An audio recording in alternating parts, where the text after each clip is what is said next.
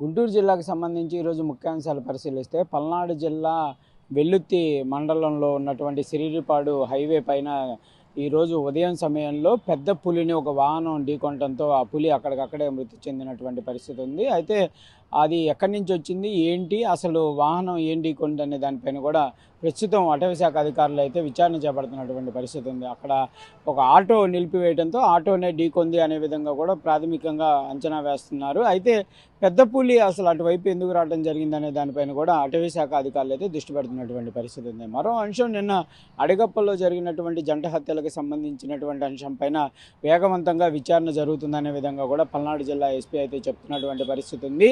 అయితే ఇదంతా కూడా ఆర్థికపరమైనటువంటి అంశాలా, లేకపోతే ఒకరిపై ఒకరు ఏదైతే ఆధిపత్య పోరుకు జరిగినటువంటి హత్యలు అనే దాని కోణంలో అయితే దర్యాప్తు జరుగుతున్నటువంటి పరిస్థితి ఉంది. ఈ అంశం ముగియకుండానే మరో అంశం పల్నాడు జిల్లాలో ప్రస్తుతం కలకలం రేపుతుందనే విధంగా చెప్పొచ్చు. మాచర్ల మండలం జమ్మలమడుగు గ్రామంలో ఈరోజు వైఎస్ఆర్సీపీ టీడీపీ పార్టీల మధ్య ఘర్షణ చోటు చేసుకోవడం జరిగింది.